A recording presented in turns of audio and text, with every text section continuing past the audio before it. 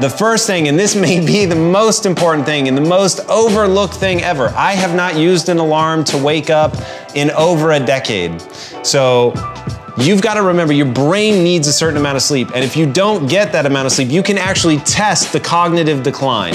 So step number one is really treating sleep like one of the most important things you're gonna do. You wanna get to bed early so that you don't have to be pressured to set an alarm to make it to work on time or whatever the case may be. So if you've gotta go to bed at 8 p.m., go to bed at 8 p.m. I know how terrifying that sounds to you, but I'm gonna have to be honest. If you're not prepared to prioritize sleep, then you're not prepared to do the things you need to do to be successful. Wanna be happy? Build a life, not just a business. Hey, it's Evan Carmichael, and this channel was created to help you overcome the #1 challenge that is holding you back, a lack of belief in yourself. You watch these videos because you know there's something more inside you too. You've got Michael Jordan level genius at something. So today, let's live your best belief life and learn the 7 powerful routines that will destroy your laziness. Enjoy.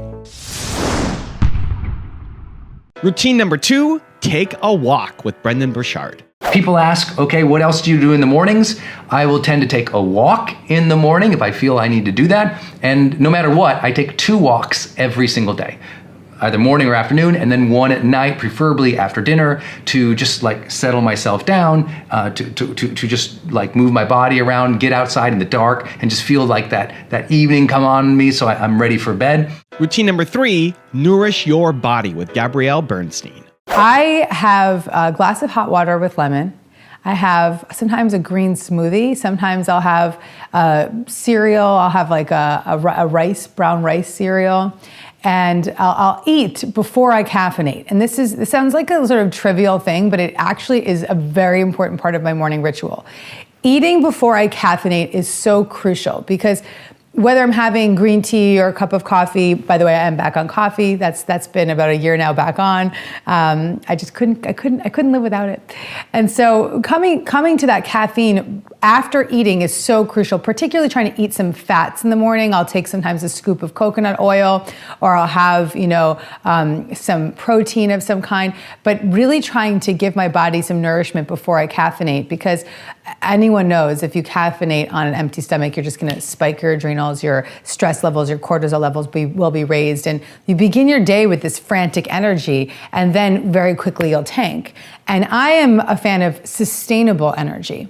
I've become recently a big fan of the bulletproof coffee. So if you drink coffee, maybe consider putting a lot of coconut milk, or they put butter in the coffee. I'm dairy free, so I put in coconut oil, and putting some kind of fat in the caffeine to just really allow it to take you on that sustainable energy rather than spiking your stress levels.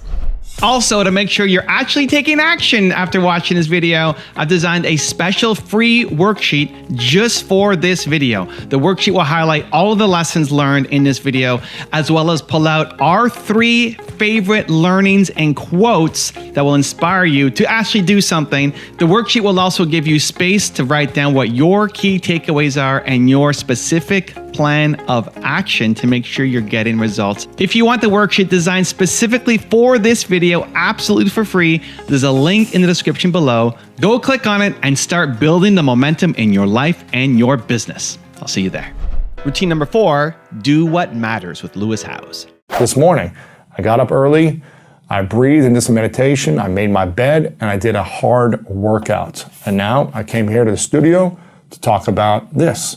And for me, I feel confident. I feel like, man, I've accomplished so much before 10 a.m., right? I've already done so much. All the things that I care about, I've done, and I feel more confident.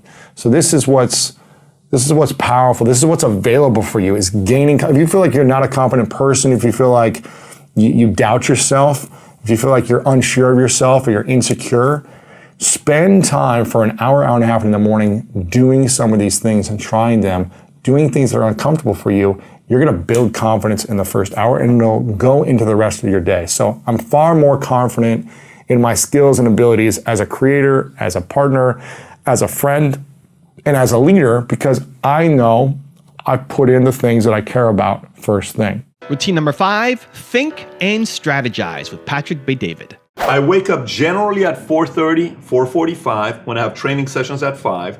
If I have a training session with my trainers at 6, I'm up 5:15. This morning I had a training session at 6.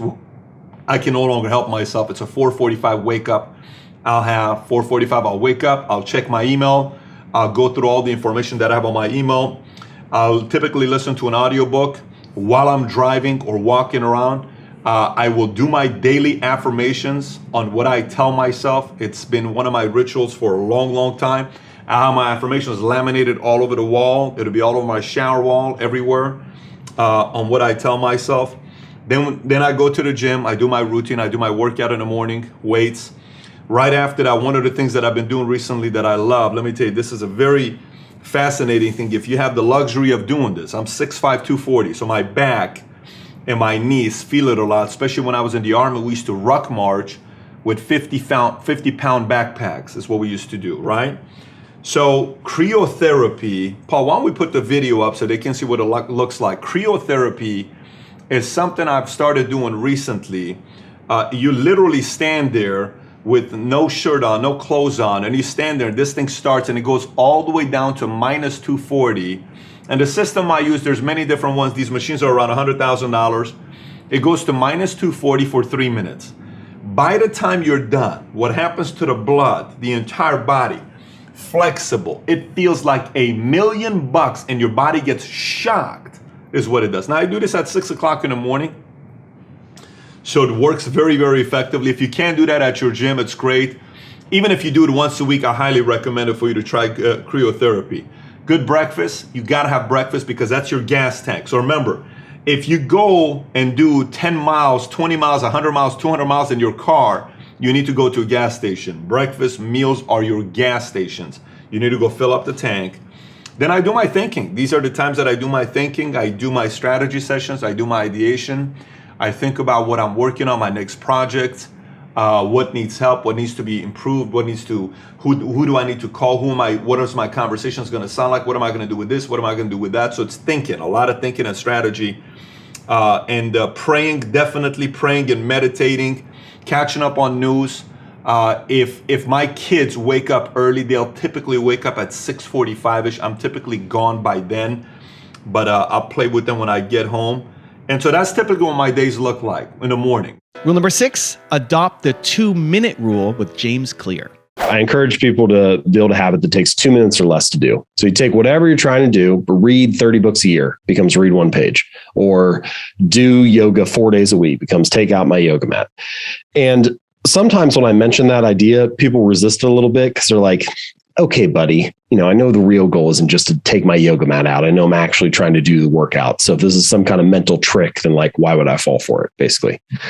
Well, I tell the story of this guy, Mitch, that you mentioned, this guy who I talk about him in Atomic Habits. He went to the gym. He's lost over 100 pounds, kept it off for more than a decade.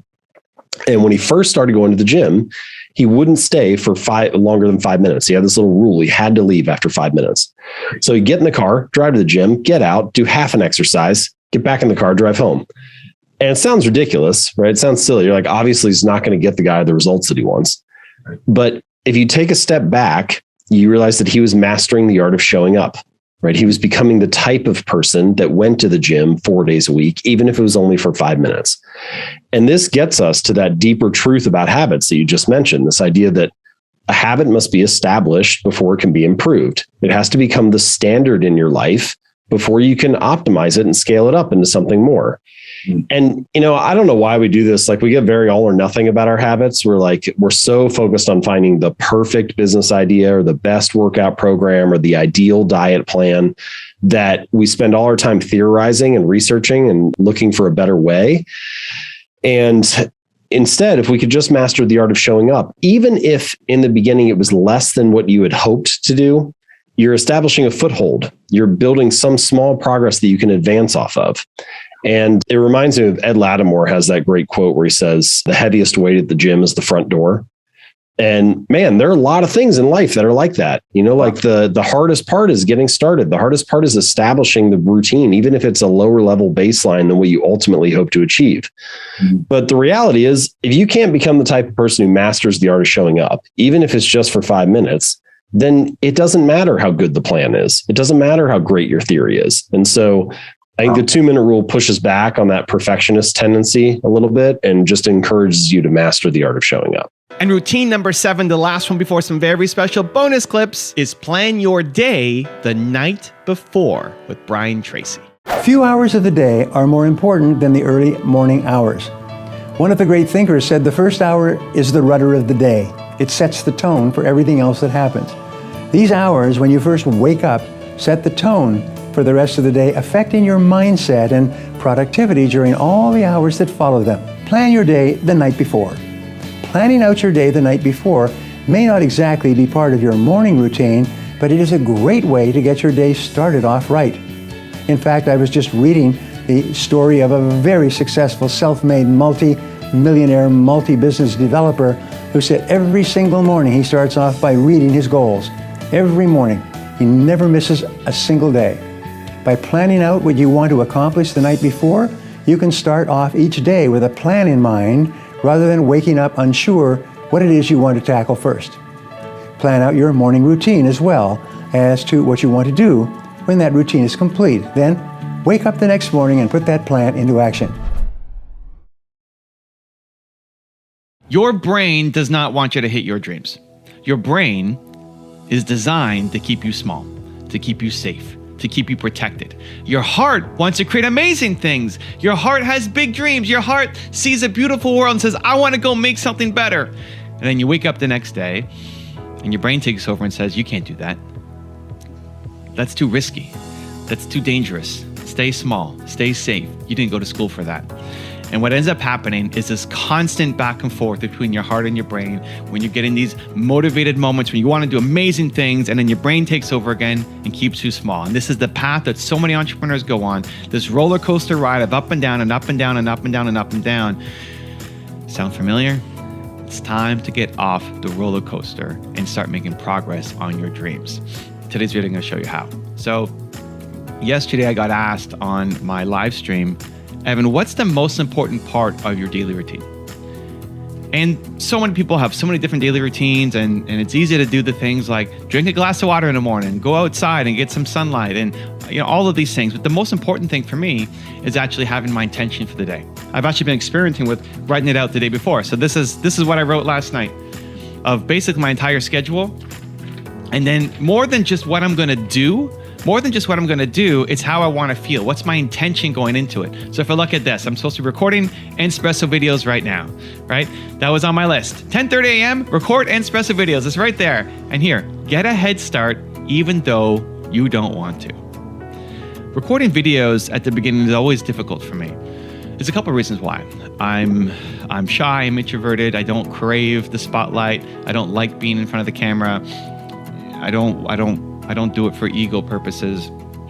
And also I'm afraid because I want it to be great. I want this video to be the next best video. I don't want to disappoint people. My number one fear is going to be that I'll disappoint somebody. And so every time you make something, you risk disappointing somebody, where it's easier just to stay small, stay safe, don't make anything today. And so it's on my list, the to-do, right? I think a lot of you, if you're watching this video, you probably have a list of to-dos. But how many of you are actually doing the things on your list of to-dos? The hardest part often is just getting started.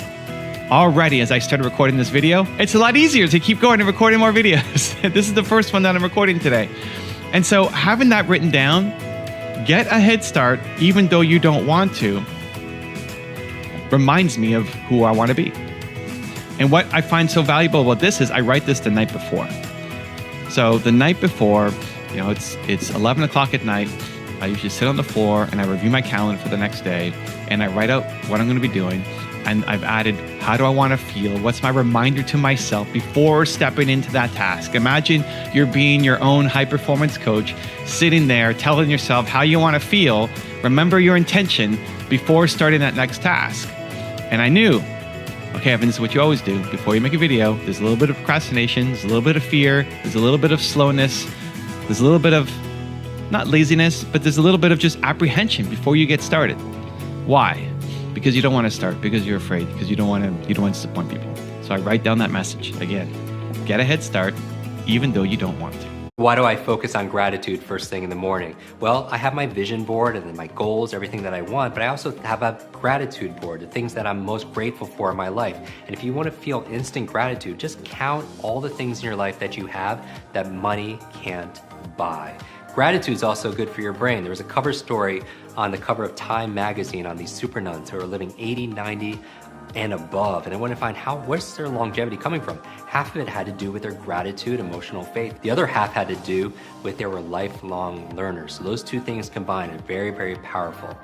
After that, I'm drinking my tea, I'm writing in my journal, because a lot of geniuses write in journals, right? Leonardo da Vinci, Einstein, Marie Curie, all these journals, and they want to do these studies, say, are geniuses writing in journals because they're geniuses, or is it the opposite? It's because they're writing in journals that they become these incredible geniuses of their field.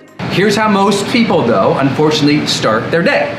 They wake up from bed, and they reach over, they grab their phone, and they pull their phone to their face, and then they go, and they start scrolling through. And some people, you can literally hear them growing, you know what I mean? It's like they just immediately start the day. Their real morning routine is starting their day in social media.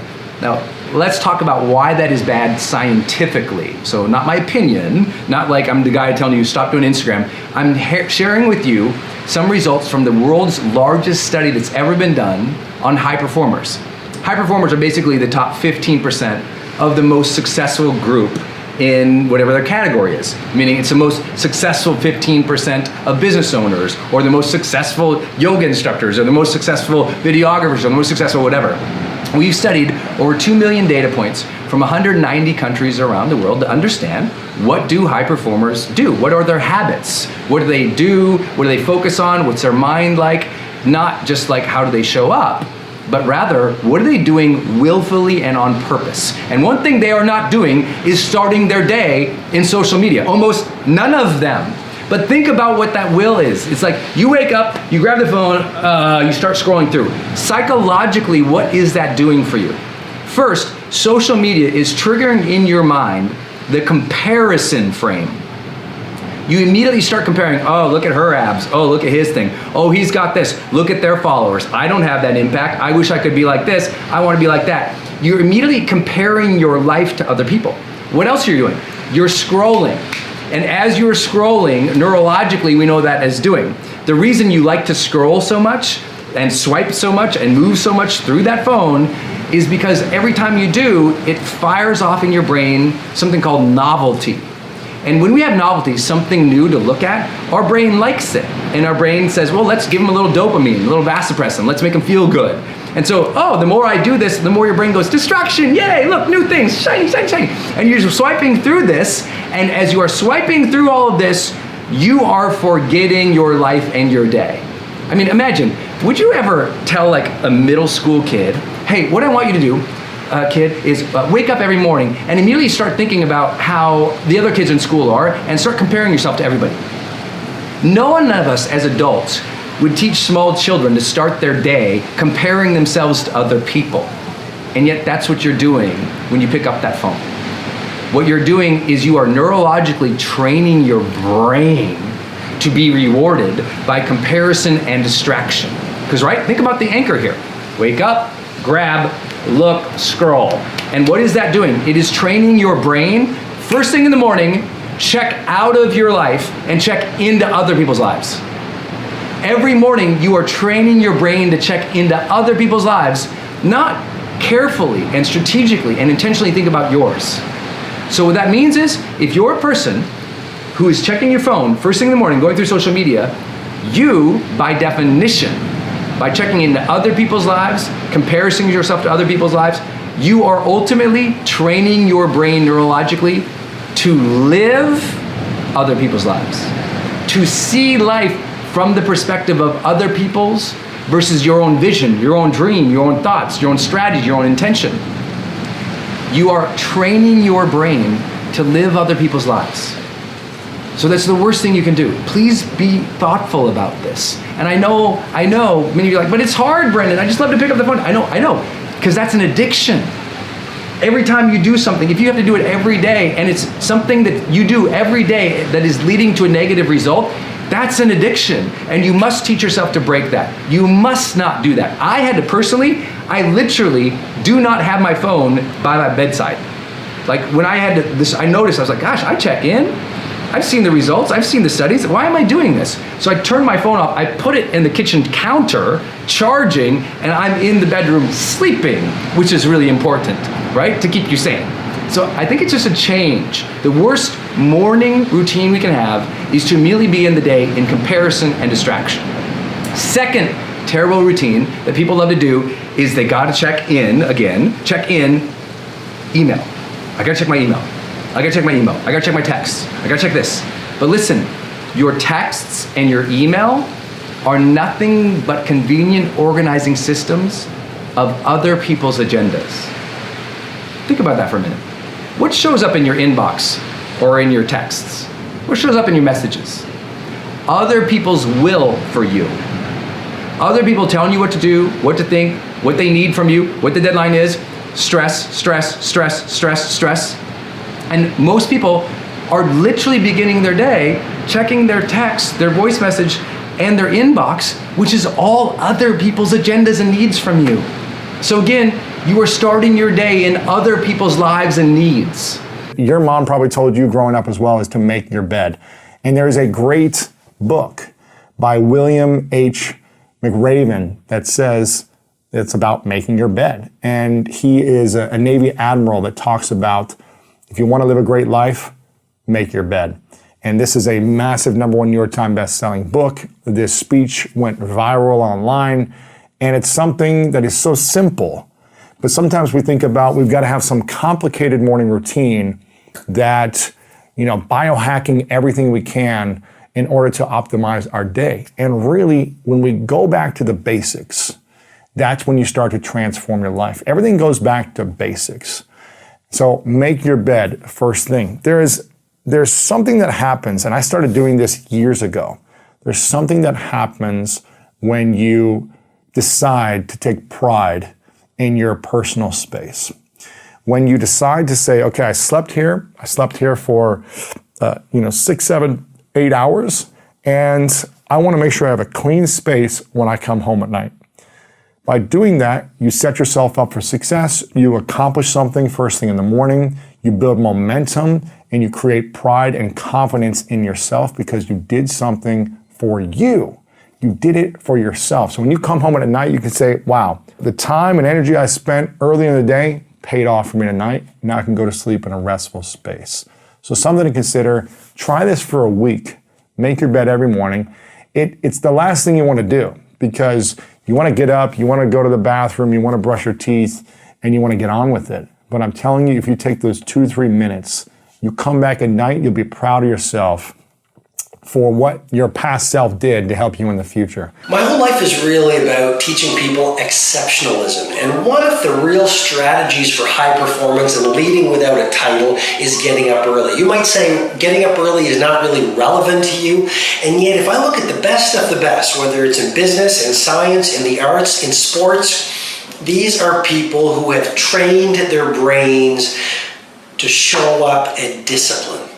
And getting up early is not only an incredible competitive advantage because most of your competitors are asleep, but getting up early is a great gift you give yourself. You get more life. Ben Franklin said it really well. He said, there'll be plenty of time to sleep when you're dead. So getting up early and giving yourself that 60-minute personal leadership hour, really you practice and you prepare, just like Beckham practices to be world-class as a footballer, or Hamilton Lewis practices on the track to be a world-class car racer, or Mozart practiced to be a world-class composer. You give yourself 1 hour from 5 to 6 and you do your practice. But here's the thing I really want to focus on. How do you get up earlier? So a few quick, hopefully very practical ideas. Number 1, get super fit. When you are in world-class physical condition, you just need less sleep. Your metabolic rate is higher, you have a lot more energy, a lot more stamina, a lot more passion. Get super fit and you're just going to need less sleep. Number 2, every single week get a massage. Getting a massage is not a waste of time, it's not a cost, it's an investment. Why? Because it'll increase your circulation. It'll help you get by on a lot less sleep. It's something that every peak performer should do every 7 days just to allow yourself to play at your absolute best. Number 3, your diet. Eat less food, you'll have more energy. Don't eat after 8 o'clock, and eat every 4 hours, a little bit of protein, a little bit of carbs, but the real key is eat less food, manage your diet, you will need less sleep. Another idea. Get up in the morning and take the time to write in a journal. In other words, dump the worries out of your mind onto a crisp white piece of paper. When you worry, you lose energy. I call it dissipation. And the more things you worry about, the less energy you will have and the more sleep you'll need. And the 5th thing I'll say is learn to find ways to love your job. Lead without a title.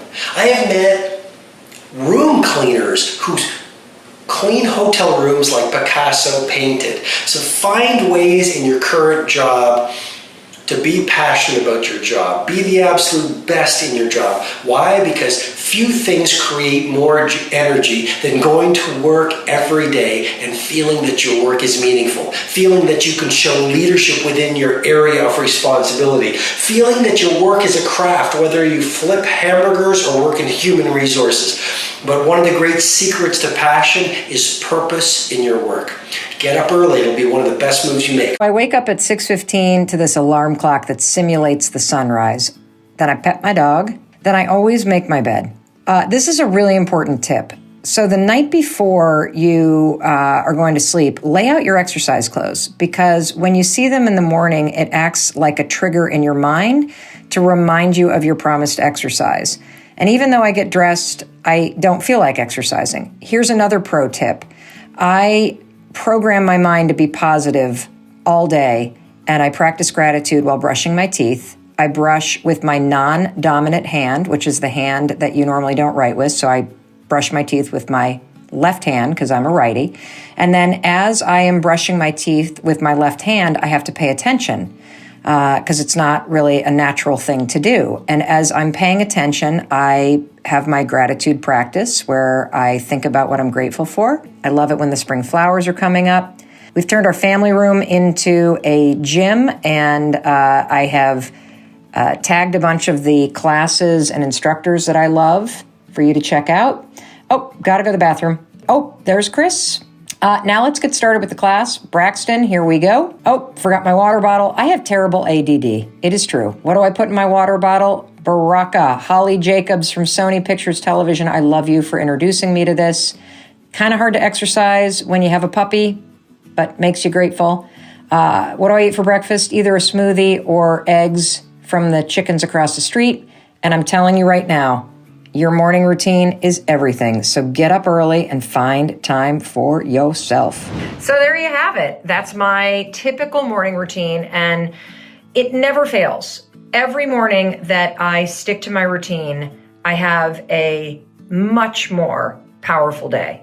And the mornings that I don't stick to the routine suck, honestly, because I wake up behind the ball. When I get up when the alarm rings, I have made and kept a promise to myself. When I make the bed, I am completing something before I leave the bedroom. And I also, whenever I walk back into the bedroom, I see something that has been accomplished. I don't see a mess that needs to be completed.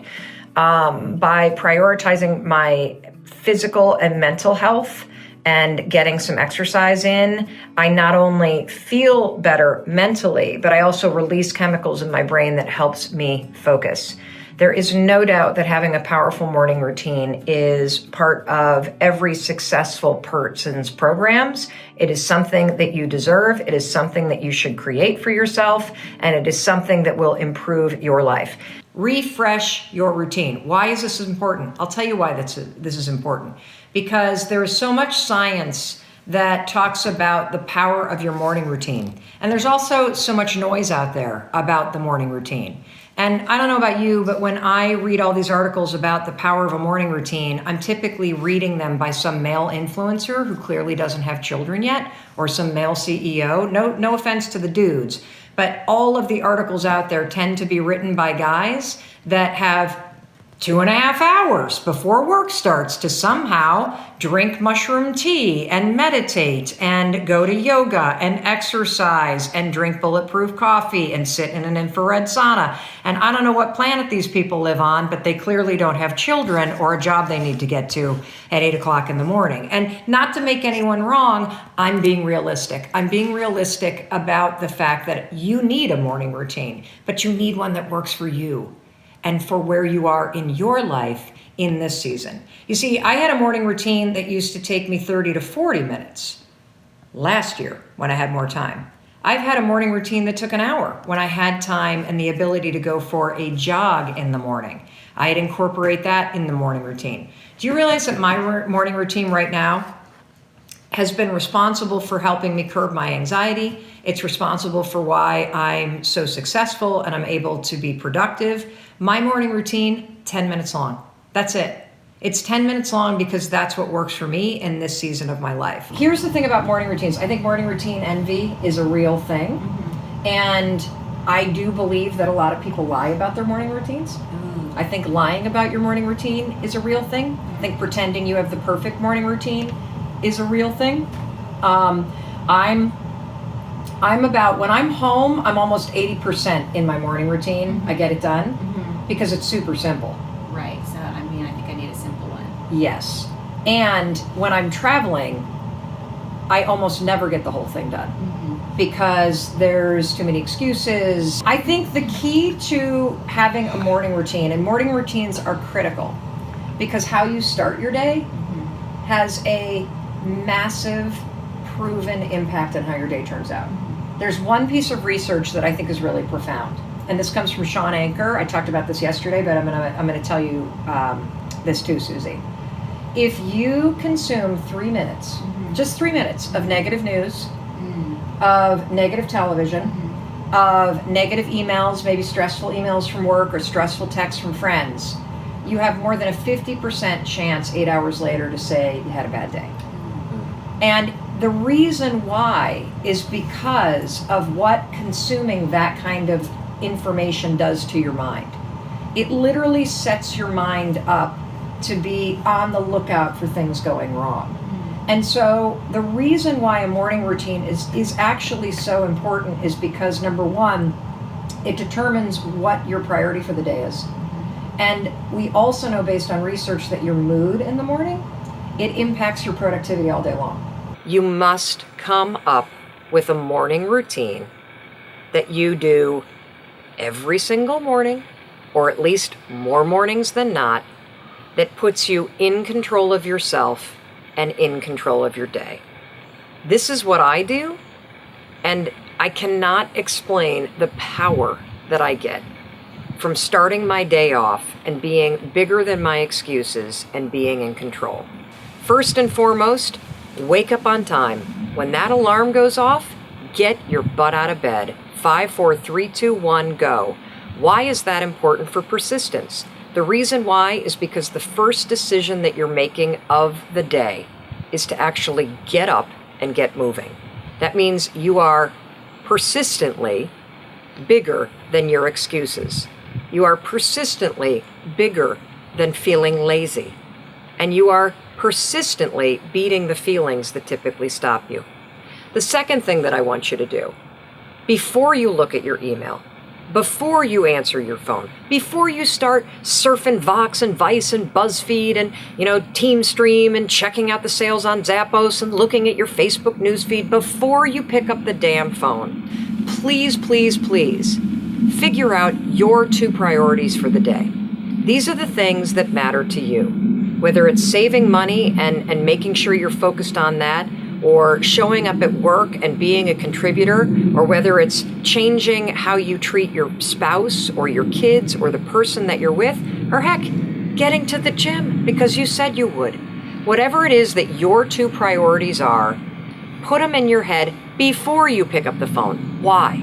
The reason why is because of persistence. The reason why is because I want you to have a good day. Do you know what makes for a bad day? What makes for a bad day is snoozing, starting your day off late, starting your day off tired, starting your day off by mainlining everybody else's news feed on social media and looking at everybody else's life and saying to yourself, oh my God, they're on vacation, or gosh, they look so great, or their friends are so fancy, or my gosh, they've got so money. You start off your day looking at that, you're never gonna have a good day. You gotta start off your day by getting up on time, figuring out your priorities, and then getting to work on them. Do not pick up your phone until you have done those two things. I think the single biggest reason why people have bad days is because they start them off by looking around at everybody else and seeing what they're doing instead of having the focus and the discipline to actually start your day off with you in control and with your priorities front and center. So, you want a bonus round? Exercise every day. That's right. Get up on time, figure out your priorities, and exercise. You do those three things, you'll be kicking every single day. They work out. I work out. What?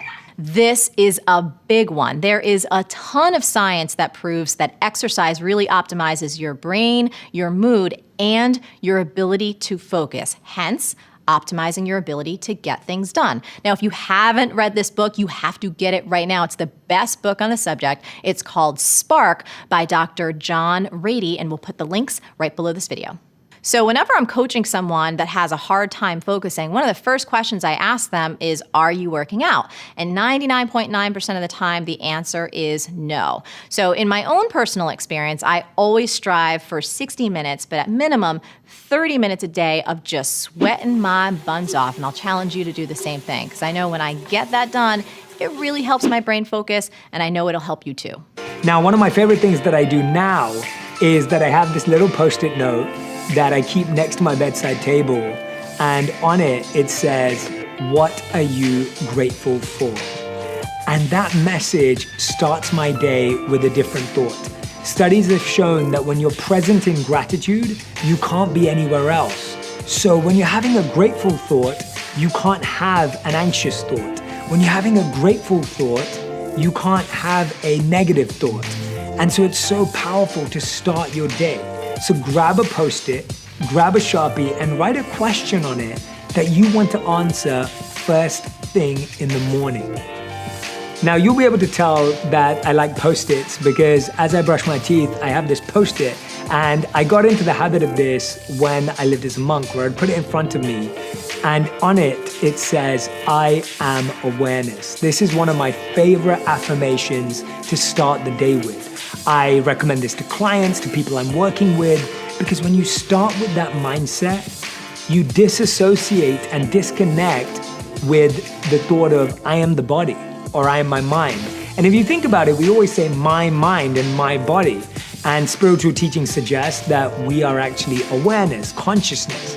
And so that reminder at the beginning of the day sets me up to now look at my life as an observer, to look at interactions as an observer, to approach relationships. Physiologically, one important aspect of you is your heart, the pumping station for your blood circulation, which pumps life across the body. If this one thing doesn't happen, nothing happens. This starts from left side.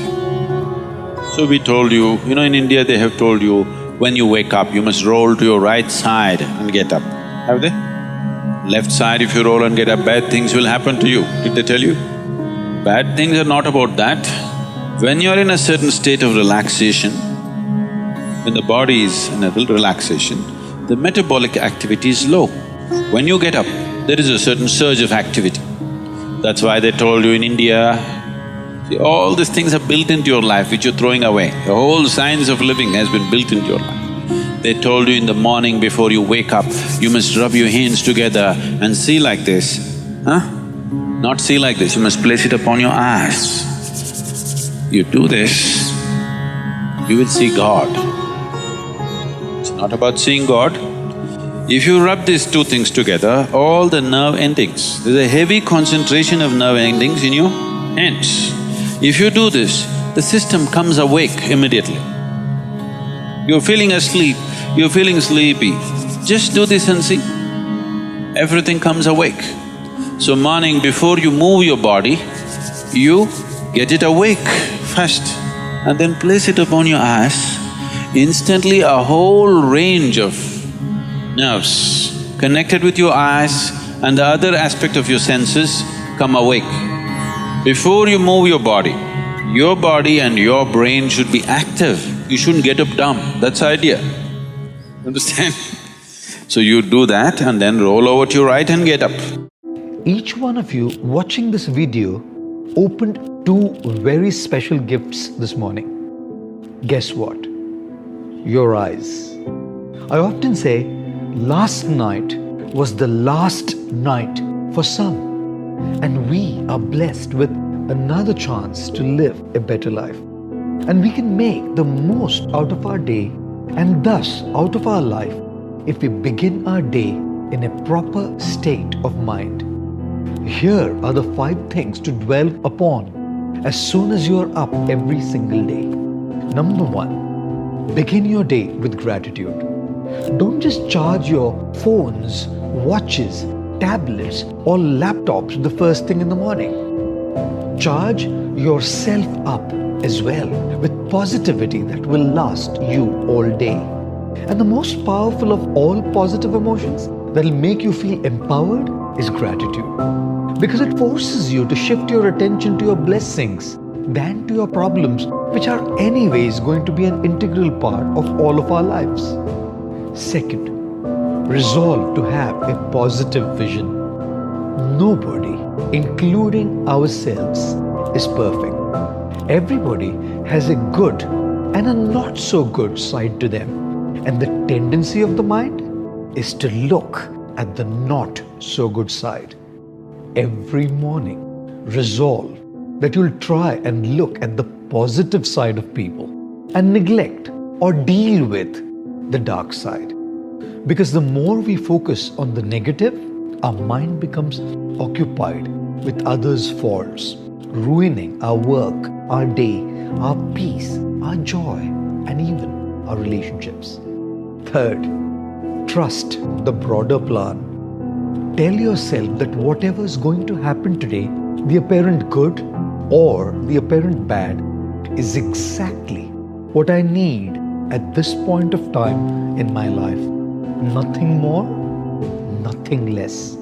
Have complete trust that every incident that's going to happen throughout the day, that which is beyond your control, is simply a small part of a much larger picture that will unfold eventually only for your good and your well-being. Keep reminding yourself of this as you're confronted with challenging situations through the day. Number 4, do the small things right.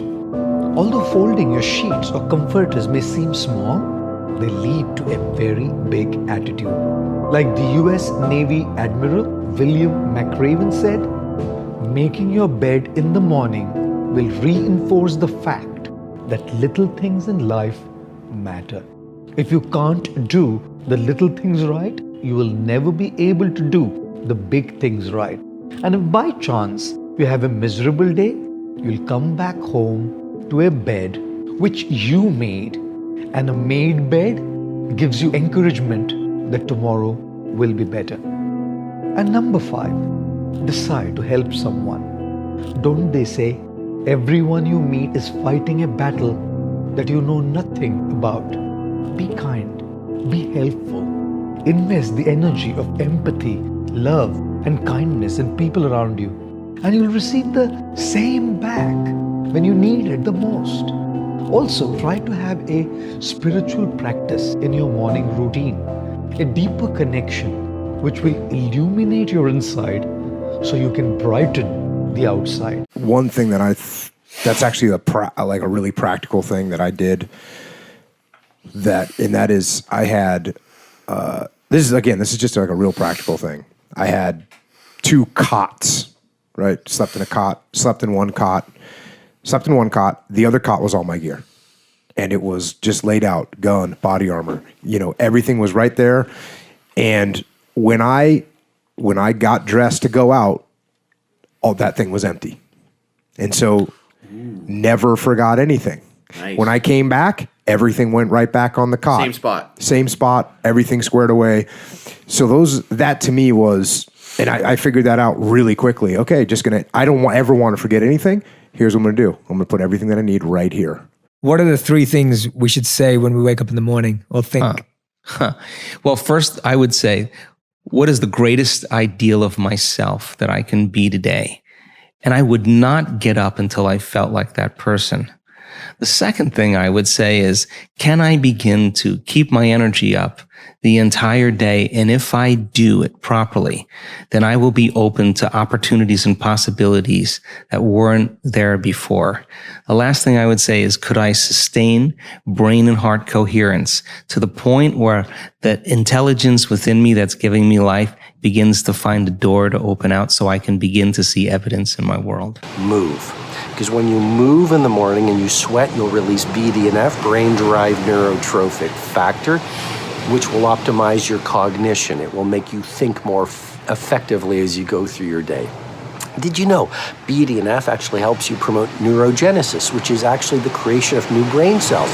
BDNF through sweaty exercise will also help you repair brain cells that have been damaged through stress. Powerful, because the quality of your brain sets up the quality of your performance. Sweaty exercise in that first 20-minute pocket of move of the 20-20-20 formula will also release dopamine, which is the inspirational neurotransmitter, which gives you fire in the belly as you go through your day. University of Toronto did some research and found that the effects of a morning exercise actually last 19 hours after your workout. Cortisol, the fear hormone, is high in the morning. Exercise will reduce it. Exercise in the morning will release serotonin, which is the pleasure neurochemical, which makes you feel happy through the day.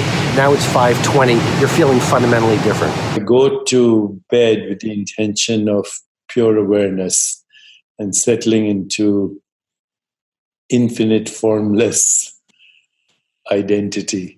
And I cultivate that awareness in sleep. I've been doing that for decades now. And so I have a witnessing awareness experience even in deep sleep or dreams. And there's a recognition that I'm not the body mind. Then when I wake up, before I get into the identity of Deepak Chopra, which takes a little bit of time, I just have the same awareness between waking and sleeping, and then between the sleep state and the waking state is that little gap of pure awareness. And I enjoy that. And then I start my meditation process, and it's all while I'm still in bed. I obviously sit up to do that. And then I go have a wash or whatever I have to do, and then I do yoga. I do yoga 7 days a week. When I'm traveling, I still do my yoga every day, 7 days a week in my room. I always get a yoga mat from the hotel. We make our bed, we start our day with excellence. How you do anything is how you do everything. Now keep in mind, one of the big questions we got was, where do you get all the time, right, to do all this? And I'll show you. So I'll go at the end how long each thing takes, but I'll give you an idea. When I'm making a bed, how long does it take to make your bed? Very, very little, but I do this with excellence, and then you take excellence throughout your day. So I'm remembering my dreams, takes just 2 minutes to go through. The next thing here, making the bed only takes 1 or 2 minutes. Drinking water, that doesn't take any extra time. If anything, it's just you're already doing it. 3 minutes exercise, it adds things, absolutely. Because the big thing is, where do I get time? Because my goal is for not to take time, is to help you to make time and focus and energy and productivity and more. Exercise 3 minutes, brushing my teeth should take the same amount of time. That's interesting. Cold showers, if anything, it's less time. Tea, smoothies, on occasion, sometimes I do intermittent fast, and you might have heard episodes that I've done with past experts. Journaling, here's what I do. I take 3 minutes to journal. And what am I journaling in the morning? I'm writing down 3 things I want to achieve personally and 3 things professionally. Now, the biggest way to save time on this is not just what you're doing, it's also what you're not doing. Notice the thing I said I didn't say I did which is touch my phone. And I know this is controversial. I understand some of us have to check our phones because our life depends on it, our career depends on it. Again, take these guiding principles and apply it for you. You can design your days. You can make your life about what you want it to be about. So what do you want it to be about? What should your majority of your days be about for you in terms of creating, contributing, and connecting? But what should they also be about for you, your character? Who's gonna show up on your ideal day? What would you be like on your ideal day? Would you be weak and fearful, or would you be courageous and strong? Would you be judgmental and mean and upset, full of hatred and jealousy and anger and regret about life and other people? Or would you be somebody who's open and excited for other people and connected with other people and positive and enthusiastic? What would you be like on your ideal day? Have you ever written that down? Here's who I would be on my ideal day. Here's how I would treat my wife, my partner, my spouse, my lover, the kids. Here's how I treat strangers. Here's how I treat other people. And then the idea is, don't wait until the end of your life to have that ideal day. Don't wait until next year or next week to have that type of day. We can choose to wake up every single day and live that day in an idealistic way for ourselves, in a way in which we show up as who we want to be, in a way in which we are doing things that enliven us and engage us and get us excited, in a way that we're doing things and being with people and creating experiences that feel alive and fulfilling. We can have that type of life. I call it the charged life, and everybody can have it. It's a matter of discipline in getting it. And here's one simple trick and tool to make sure you get more of those ideal days. When you start your day, you must own your morning. You must own your morning. Look, if you thought about your ideal day, I bet you didn't say, well, I roll out of bed, I grab my iPhone, and I check my email, right? That's not an ideal day. You have to own that morning to make sure that you're proactive with that day to say, you know what, okay, what is it I want to be about this day? What are the things I want to achieve and create and experience this day? What kind of character do I want to cultivate today? What do I want to learn today, give today, grow today? You have to have some aim and intention to have a phenomenal day. And it's not that you can't go with the flow and the bumps and the bruises and the struggles and hardships of life, but when you're experiencing those, you can still experience them from a place of presence and peace and enthusiasm. Even the ultimate challenges in my life, and I've lost friends, I've lost my father to leukemia. I've been through my own multiple brain injuries, car accidents, ATV accidents, broken enough bones in my body. It's kind of a sad story, really. But every single hardship I've ever faced, including leaving and starting my own business, even moving to new cities, every major challenge, obstacle in my life, I always chose to meet that as my ideal self. I'd always say, well, how would my highest self interact with the situation? I'm making the bed, even though we're checking out of the hotel this morning, because every single morning I have the same simple morning routine, Ken. I get up when the alarm rings, I get moving, I get my exercise clothes on, I move my body, I then journal, do a brain dump, I make my bed, and even though we're checking out of the hotel, it's so important to keep to your routine, because the key to changing your life is change your daily habits. The way that you start to change the big things is you change the small things. Make tiny, teeny promises to yourself and then keep them. So I have a promise to wake up and get up for myself. For years and years and years, I would get up to make the school bus. I would get up for school. I would get up because my mom was telling me to. I would get up because I had to get to work. I would get up to get my kids to school. Today, I get out of bed when the alarm rings for myself. I make the bed as a gift to myself. Now, normally when I'm home, the gift is I get to come back to a nicely made bed and I have a beautiful place to lay down and dream. It's also a gift because I start my day by completing something. But it's also a gift, even though I'm checking out of this hotel this morning, because I am building the foundation for all change, which is consistency. So here's how you can put this into practice. Think about what you want your morning routine to be. Come up with just one promise you're going to make to yourself. Is it going to be to get up when the alarm rings? Is it going to be to make your bed? Let's start with making your bed. Tomorrow morning, you're going to wake up and you're going to make a promise that you're going to make your bed for yourself. Do it every morning and you are building the habit of consistency.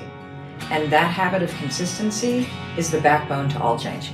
Every weekday, I wake up at 6 a.m. I haven't set an alarm for a long time, but I know that my body will naturally wake me up based on the routine that I've created. I usually sleep for about 8 hours a night, and I'm very grateful to have that much time, and I prioritize sleeping at about 10 p.m. every single day. When I'm up, the first thing my mind wants to do is say something like, I feel so tired. I've got so much to do today. And I, as soon as I wake up in that moment, rewire and reprogram it to say, I am happy, I am healthy, and I am healing. That simple internal affirmation and statement rewires how I feel about what I have that day. I'm grateful for the opportunities in the work I have. I'm healing with the challenges I have. And my body is healthy because I'm able to get out of bed. I don't look at my phone in the morning. Trust me, I don't always follow this. I've broken that rule many, many times. I'm not perfect. I've failed at it countless times, but I keep trying to rise back to this rule. Why? Because I feel amazing. The amount of clarity in my mind, the stillness that I experience when my phone isn't the first thing that I see is inconceivable. And I highly recommend that you try it out just for 7 days. Don't look at your phone first thing in the morning and see how different you feel for the rest of the day. I promise you, you're going to feel more energetic, more productive, and more creative than you've ever been before. Now, I've been practicing something for a long time now called mindful brushing. I brush each tooth for around 4 seconds before I move the toothbrush. This mindful process allows me to start the day at my own time, in my own pace. So often before, I used to rush brushing my teeth. Not only would I be damaging my gums and damaging my teeth, by the way, dentists will tell you about that, I actually was starting my day off in a panic with stress. Slowing down the first activity of the day allows you to start and move at your own pace, in your own time. Most people are literally beginning their day checking their text, their voice message, and their inbox, which is all other people's agendas and needs from you. So again, you are starting your day in other people's lives and needs. And think about that and how powerful that is, especially for people like me and maybe you. Like, I consider myself a people pleaser. Like, I want to do good for other people. I love to lead and caretake of other people. I love to be that person who supports other people. And some people, they give their whole life to other people without ever having shaped their own life. All they do is do what the husband says, do what the wife says, do what the family says, do what the parent says. All they do is do what that inbox says, do what those text requests are.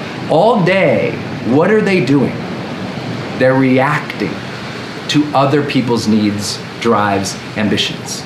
So your whole life, you're marching under somebody else's flag. You're following without even knowing. You're building in the capacity to be a follower. And I'm just here to say, listen, I'm not saying you shouldn't ever check email. I'm not saying don't check your text or voice message. Notice what I'm saying. Don't do it first thing in the morning. When you check into your inbox, you are checking out of your life. When you immediately react to other people, you are taking yourself out of strategy and thinking about the day. I mean, for 1 second, think about this. Again, go back to that middle school kid. Hey kid, wake up in the morning and immediately, I'd love for you to start using your mind to compare yourself to other people, to be distracted, and to only think about doing what everyone else tells you what to do. Will that child ever grow up with freedom, autonomy, joy, the significance of building a life that is theirs versus reacting to everybody? But again, if you're waking up and that's the first thing you're doing, that is an addiction that's leading to a negative result. And for those of you who are like, yeah, Brendon's just yapping at me. The world's largest study of high performers show, if you check your email in the first 60 minutes of the day, you decrease your weekly productivity by 30%. Take that one home. If you check your email within the first 60 minutes of waking, you are decreasing your productivity by 30% in the week. People say, Brendon, I would love to get more productivity. Everyone says, well, I don't have enough time. No, you're just using your time really bad in the morning. To create these frames where you're comparing, so you're getting discouraged. To create distraction, so you're training yourself to be distracted throughout the day instead of focused throughout the day. You're checking into everybody else's needs, so you think about doing everything for everybody else and not thinking about your dreams, your wants, your desires, your ambitions, your goals, your contributions. And I'm here to tell you, you have to be very careful. Getting 30% of your productivity back though, that's so hopeful. That's so hopeful. And of course people go, well, Brendon, that sounds like pseudoscience. Well, here, let me share you with the results. Why is it you're able to get more done each week? Is because instead of doing those things, you're gonna begin your day intentionally. Instead of checking in the inbox, before you even open the inbox, sit back and say, okay, what are the primary activities I need to do today to move the needle towards my dreams?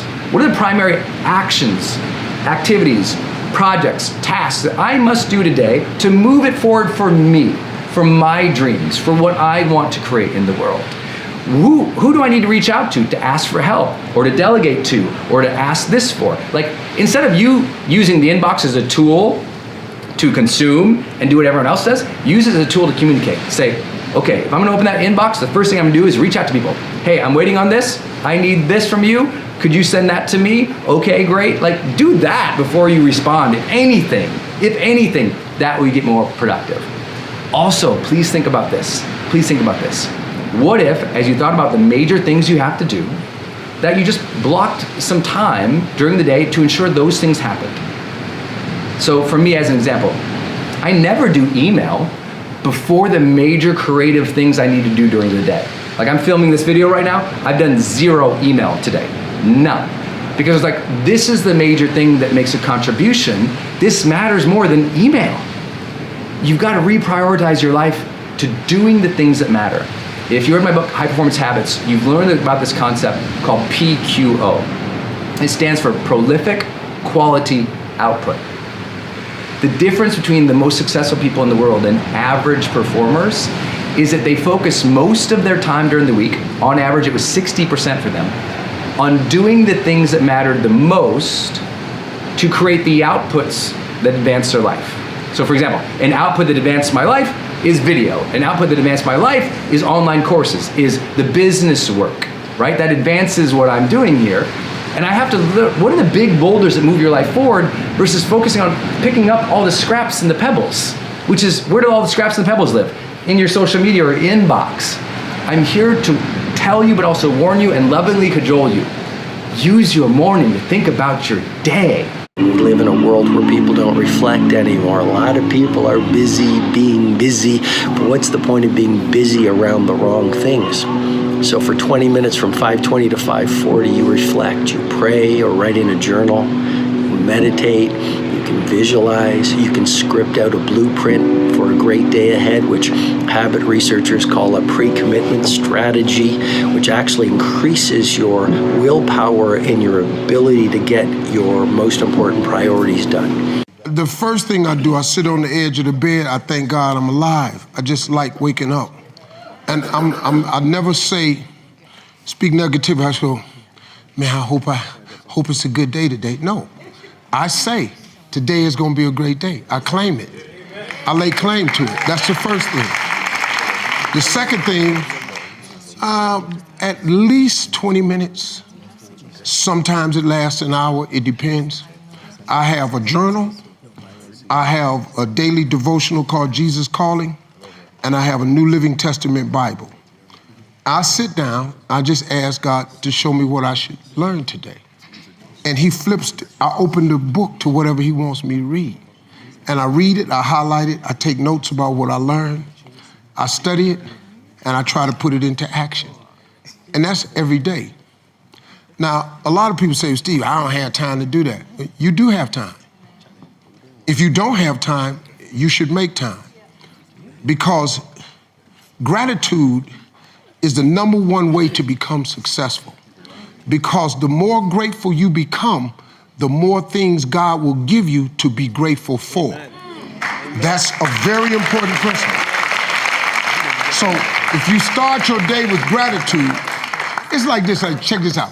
If somebody come to your house every day and ask you for a cup of sugar, and you give them a cup of sugar, and they take the sugar and they just walk off. And then the next day they come and they ask for another cup of sugar, and you're a nice person, so you give them another cup of sugar, and they just walk off. How many days can this person come to your house and get this cup of sugar and never say thank you? How many times you gonna let that go down? Seriously. Survey said, you know, how many days? Not many, because you're human. Because at one point you're gonna say, hey, wait a minute, hold up, man. You done came by here 6 times. I done gave you this cup of sugar and you ain't said thank you one time? Don't come by here no more. So now, let's think for a second. If this God wakes you up every day, allows you to breathe. See, it's not your alarm clock that wakes you up. Your alarm clock goes off. God shakes you. Then you hear the alarm clock. It's not you that's waking up. It's God allowing you to wake up. So if you ever stop to just thank him for everything he's done for you, whatever clothes you got, whatever kind of car, if you just got taxi fare, and you thank him every day for a list of things, guess what he'll do tomorrow? He will add to that list of stuff that you can thank him for. And if you keep thanking him, you'll find out that in 1 week, you have a lot more stuff to be grateful for. Gratitude is the #1 principle of success. That's what the average person doesn't understand. You could do that today. I think the #1 thing I did to give myself permission to stand in my greatness was I got in the mirror. I got in the mirror and I did an exercise that's 3 sentences, and I invite you to do that today. When you get in the mirror, finish each sentence with 7 different endings. The first, and always say your name first, so I would say Lisa. Say your name first. I'm proud that you. 7 different things that you can celebrate yourself for. And then the second sentence, say your name first, I say Lisa, I forgive you for. 7 different things that you can forgive yourself for. Begin to cut the shackles to blame, shame, guilt, and regret and anger from the past.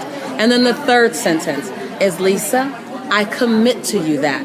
Make 7 new commitments to yourself. I did that every day, right after I brushed my teeth. I would rinse the toothpaste out and I jumped right into making this declaration to myself. I'm proud that you, I forgive you for, and I commit to you that. That way I began to fill my own tank up so no one else had to do it. And as I'm serving others, I'm serving them from my overflow, not from a depleted tank. That's key. One beneficial habit that you can practice every morning is to get up and read 30 to 60 minutes in something uplifting and inspirational each day. When you get up in the morning and instead of reading the newspaper or watching television, you read something positive and constructive and inspiring, you set your mental stage or tone for the rest of the day. Throughout the day, from the first day that you try this, you will notice that things go better for you. You will be calmer, you're more productive, you're more creative, you're more alert. You'll actually be more resilient and will respond more effectively when you face the inevitable ups and downs of your daily life. Just like vigorous physical exercise in the morning will prepare you to be more resilient physically during the day, positive mental exercise in the form of inspirational reading will prepare you to be more mentally fit during the day. People are always asking me in seminars, Bob, how do you schedule your day? And you know, that's not an easy answer for me because every day is different with me. I do a lot of different things, but there is one constant. It's how you start your day. Earl Nightingale taught me that a long, long time ago. He said, Bob, it's not how you spend your days, it's how you start your day. You start your day off right and everything is going to work in your favor. And you put 7 of them together and you've got a very successful week. So he said, pick a good idea. Well, you know, I have a book here, How to Sell Yourself to Others by Elmer Wheeler. Elmer Wheeler was one of America's greatest salespeople. So I use that and I just open it here. What we call manners. That's an idea, what we call manners. If I ran mannerly all day long, if I keep that in mind, I want to be mannerly with everybody all day long. That's going to help me. So I take an idea like that every morning and I write it down, I put it in a piece of paper, carry it in my pocket, and that's an idea I'm going to work on all day long. If something goes a little wrong, I work on that idea, I take that idea. You do this and you're going to win. I get asked about morning routines a lot. I've interviewed hundreds and hundreds of top performers in various fields about their morning routines. And where should you start? This is one of the most common questions. And I'd recommend starting off very, very simply. Number one, when you go to bed, put your phone on airplane mode, because if you wake up and you're barraged with text messages and notifications and so on, you will be immediately short-circuited. You want to have a boot up sequence of your own. And I do believe, as I've been told, if you win the morning, you win the day. So what are a few ingredients? If you're starting as a blank slate, I would recommend number one, waking up, making your bed. I know this sounds odd. It was first recommended to me by an Indian monk. He convinced me of the merits, because you are accomplishing one thing at the beginning of the day, no matter what happens with unforeseen variables for the rest of the day. You will return to a made bed at the end of the day. And as a bookmark, beginning and end, it sets you up psychologically to be more productive and also to feel better even if things go sideways later. In addition to that, if you work at home in particular, it's common that external mess creates internal mess in terms of mental state. So making your bed does not mean 4 seasons. It just means, in my case, pulling up the sheets and blanket and so on, so it looks like I haven't had an elephant rolling around in my bed. It's really quite simple. And then arrange the pillows in a semi-pretty fashion, subjectively, and there you have it. What I would recommend for many people right after that is just do 10, 15 push-ups or some type of sun salutations or something like that to prime your nervous system. And that's effectively from Tony Robbins. There are many ways to do this, cold plunge and so on, cold shower, but to get your body physiologically into a state where you can then sit down and have a more optimistic story for setting strategies and so on for the day. If you're in a depressed state, you're going to see problems instead of solutions and ultimately have a really tough time, I think, starting your day on the right note and in the right gear.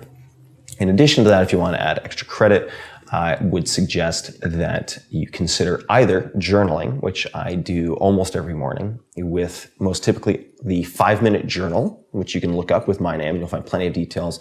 I don't have any business stake in it. Or morning pages, which were recommended to me by an exceptionally successful screenwriter for putting words on paper as spiritual windshield wipers, in effect, trapping your monkey mind on paper so you can get on with your day. Those are 2 different complementary approaches that you can explore and experiment with. When I coach the superstars, I notice they all have a trait in common. They have massive levels of what I call curiosity IQ. They understand that the person who learns the most produces at best.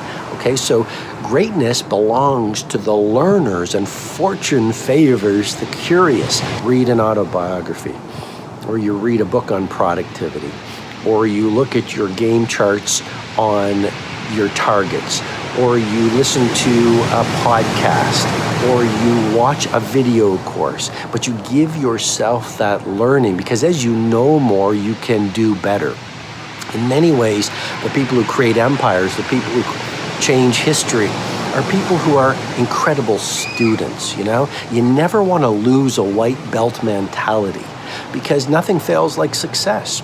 I see it with so many companies I work with, members of the Fortune 100. I see it with professional athletes. You know, they have a championship season and they start resting on their laurels, and they, stop learning, they stop mentoring, they stop pushing themselves to the limit. But one thing the A players and virtuosos all have in common: they understand that last year's championship season is this year's starting point.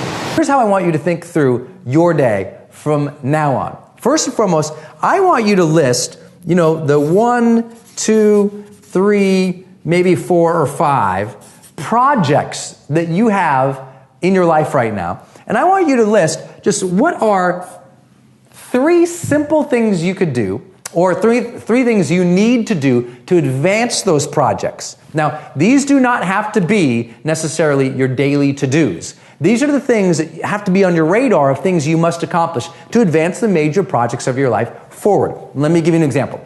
If one of my projects is write and publish new book, okay, if that's it, one of the things I have to do is, as part of moving that forward, is write book. 2, find agent. 3, create promotion plan. Like, those are big picture things I need to do. I might not necessarily do them just today. We'll get to that. But those are things I need to have on my radar to remember that these are the big projects I'm working on, and these are the major components of moving those forward. By starting strategically each day and thinking about the major projects we're working on and how we're moving forward in life, again, assuming you've studied our previous videos where we talked about having a purpose, right? And thinking about what's my mission today. Then when we get to the project level, it's just keeping on the burners. It's helping us understand what are the things I've got to make sure I'm working on and paying attention to. The second thing I want you to focus on is the people in your life. And of two categories, I want you to brainstorm. Every single morning, I print this out and I work through this. Next, this people category, I want you to think through two things. I want to think of categories of people as one, the waiting on category, and two, the reach out to category. And here's what I mean by that. I want you to sit and think about every morning, who am I waiting on a decision for or information from for me to move forward in any of my projects or ultimately what my priorities would be? In other words, if you just sat and you brainstorm every morning, who am I waiting on? What information do I need from whom? Who owes me some data? Who owes me something that I've been waiting for, and until I get these things, I cannot move forward? I want you to just brainstorm that without opening the computer, right? We're not in your computer yet. Say it again. We are not in your computer yet, okay? I want you to think about who are you waiting from? And I just want you to write it down. I might be like, oh, from Tom, I'm waiting on this proposal. From so-and-so, I'm waiting on this email. From this person, I'm waiting on the decision about the event coming up. And I'll just brainstorm that. Often I can find very easily 10 to 20 people I'm waiting for something from. Then, again, do not open the inbox. Then I want to think about, well, who do I need to reach out to today to advance my projects? Well, I need to reach out to an agent. Well, I need to reach out to someone who knows about book promotions. Well, I need to reach out for so-and-so who knows about this event. I need to reach out from this person who I need to learn from this person from that. I want you to think about, who do you need to reach out today that would advance the projects of your life? And brainstorm all those people. Okay? I'll talk again how you're going to work through these. Next is your priorities. I want you to list 5 to 10 things that you must do today. That's why it's a priority. These are must be done, know it, do it, accomplish it today, not 5 days from now. Again, these projects, some of these things you might be able to knock off today, but some of them might be big picture things you don't get to. Priorities, these are must get tos. Morning rituals, there are days, at least thrice a week, I try and get in quick workout. You know, you have those apps, no? So I'll say, okay, today is my 8-minute workout. And I'll do some 8-minute something or abs or whatever. And then I'll forget the next day. So I'm never consistent with it. But the one thing that I try and do mostly is skip. I love skipping. I learned it really, really well in school. And then I learned it even better during Maricom. So I try and get my cardio in by skipping. It's easy to carry. You have your skipping rope in your bag. It's easy to do. So what is Neurobics? Well, Neurobics means doing something new. I tell everyone the mind is brutal. It has a use it or lose it. And when you use your mind constantly, you fire new neurons all the time, which is why professors of 85 have almost the same brain capacity of someone of 35. But we have this excuse, oh, I'm too old now. It's normal to forget things. It's my age, when actually little tiny kids forget things. Go to a school and you'll see every day on the peg, someone's forgotten their coat, their lunch, their swimming stuff. But we start to think, well, yeah, I'm tired, I'm forgetful, it's my age. It's not your age, it's because you are not using Neurobics. If you look at a child, they color, they get up, they're going to do something else, they come back, they're always doing something new. And new means use it or lose it. You have to train your brain to stay young and active and sharp. And there are many people of 95 with super sharp minds, and other people of 60 who are letting their mind kind of wither away. And if you put all your work into having a great fit, young-looking body, but you're forgetful, there's no point in that. If I could choose how to age, I would choose to mentally age really, really well, because then I could say, well, I'm 95 and I'm alert and I'm wide awake. What's the point of having a great body when I can't remember anything? or focus or concentrate. But you can have it all. You can have a fit body and a fit mind if you use Neurobics. And here's the great thing about Neurobics. You don't have to go to the gym. No membership is required. No hour of doing press-ups and lifting heavy weights and doing lunges is required. And it doesn't hurt. You don't go, oh, my stomach aches now, and it's really hard work doing all these chest raises. It takes 5 minutes, it's free, it's easy. So let me show you what Neurobics is. It means new, but it also means the wrong hand. Most people are right-handed. If you're left-handed, you're going to have to reverse this. If you're right-handed like me, what you need to do is clean your teeth with the other hand. It feels kind of weird, but that doesn't matter. And even better, when you clean your teeth with the other hand, balance on one leg for a minute, for 30 seconds, but do something with the other hand. When you reach for your phone, use the other hand. Notice how much you use this predominant hand. For most of us, it's our right hand. We use our right hand to reach for things, to comb our hair, to pick up our phone. Train yourself to use the other hand every day. Reach for something with the other hand and know that every time you do that, you are making yourself younger. And here's something amazing. Wherever you start from in your house, you will always, if you're right-handed, start up the stairs using your right leg. Wherever you start from, it's quite fun to try. You will always go up the stairs first on this right leg. Make yourself lead from the left. Get to the stairs and put your left foot on the stair first, because you are firing new neurons. The mind loves newness. It needs newness. So do some new things. Clean your teeth with the wrong hand and balance on one leg just for a minute when you clean your teeth. Reach for your phone, your paper, your cup, your spoon with the wrong hand. Use the wrong hand.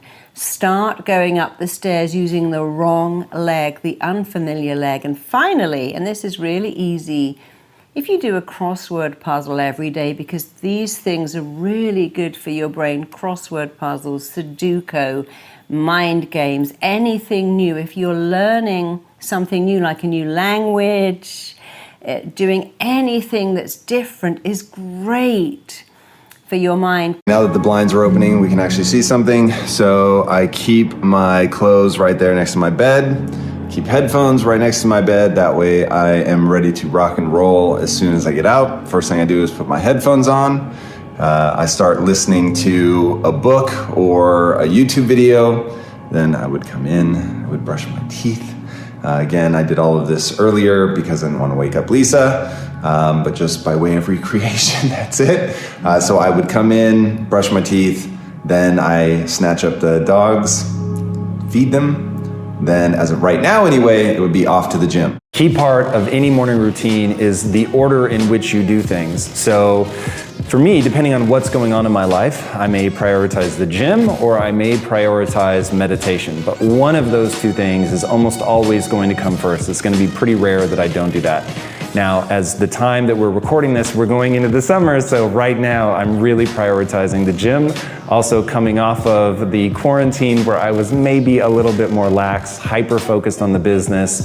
The gym was something that came a little bit later in the day. The problem is, depending on what your priorities are, and mine is definitely marriage first, then business, then physique, that if something crazy is going on in the business and I'm trying to get things done there, then whatever I haven't done first thing in the morning, it's possible that it just doesn't happen.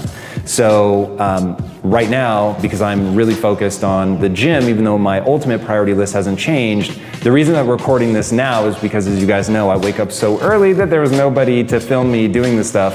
But the way that I think about the gym right now, it's the first thing I do. So I wake up, I put my gym clothes on, I immediately beeline to the kitchen. If I'm completely honest, I feed the dogs, and then I will drink a bit of water, and then I head straight to the gym.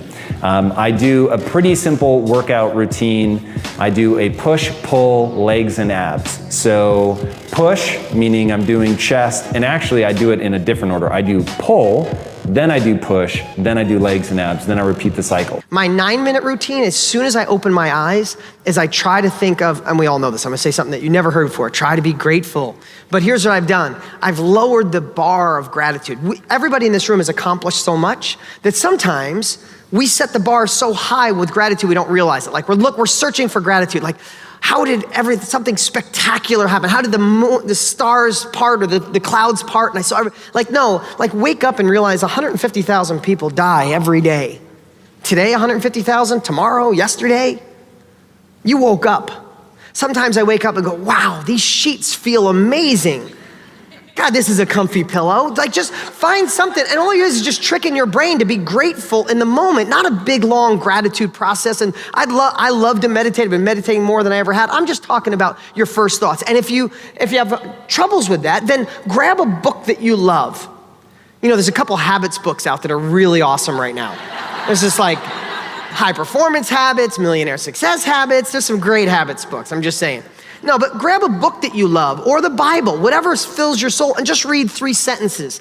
Just so your mind is opening up. The moment you open up, you're filling it with gratitude. You're filling it with appreciation. You're filling it with personal growth, right? So the way I look at it is I protect myself offensively by leaving my phone on airplane mode. Don't check it yet. I do a couple minutes of either low-level gratitude or I love The Untethered Soul. I love a lot of books, but The Untethered Soul for me, I can open up any page, read 2 sentences and get something from it, right? So I'll either read that, and then as soon as I do that, I just immediately think of some intention for the day. Now guys, this is literally all in minutes. I'll think, what do I want to accomplish today? What would make me feel good? Today, literally this morning I woke up, I said, today I want to live the experience with this crowd. I don't want to go up and try to remember what to say. I just want to be present. I want to serve. What is the most important thing you practice daily in order to achieve your goals, your daily goals, and get you to success? Transcendental meditation is obviously the most important thing to do day in and day out. Transcending is the key to a better and better life. And this idea is catching on more and more in the world. The receptivity to transcendental meditation is growing by leaps and bounds, thanks to so many in this room and so many others around the world.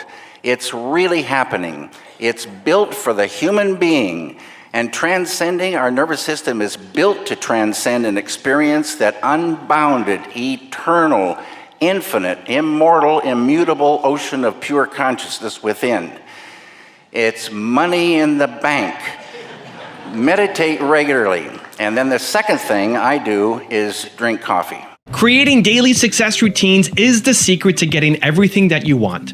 Everything that you want out of life, out of business, your hopes, your dreams, your ambitions, everything that you want lie on the other side of what you are doing daily, of your daily success, habits, and routines. I think we let ourselves down by default. I think we worry about other people's opinions by default. I think we play small every day by default. I think you should have already accomplished a lot of the things that are on your list, but you're stuck in procrastination mode because you are playing small by default, because you are not consistent, because you do not have the habits on a daily basis to keep going. Consistency, consistency, consistency is the difference maker. Chart your start. What you do in the first 15 minutes of your day matters. Chart your start. Have a plan of action. Most people wake up like an accident. Most people wake up, they're tired, you pull out your phone, you start looking on your email, and what are you doing when you're looking at your email or looking at social media? You're responding to other people's emergencies. Like, you wake up, you're tired, and the first thing you do is you start responding to other people's emergencies. I want you to control the first part of your day. Chart your start. Understand what it is that makes you come alive. Understand what is the action that helps you feel bold, creative, unstoppable. We've all had it. You've all had moments where you have felt bold, courageous, and unstoppable. What led to that? Reverse engineer yourself. What led to you feeling bold? Is it watching a video? Is it reading a book? Is it having a conversation? Is it doing a meditation? Is it taking your dog out for a walk? Is it cutting the grass? Like, I don't care. There's no judgment. I don't care what the thing is that makes you feel bold and courageous and unstoppable. I just want you to do it daily. I want you to start your day with intention. Most people don't start their day with intention, and that makes the difference between the people who achieve success and the ones who don't. And so chart your start. Figure out the thing that makes you come alive, that makes you feel like that big crazy idea of yours is actually possible, and put that into the first 15 minutes of every day.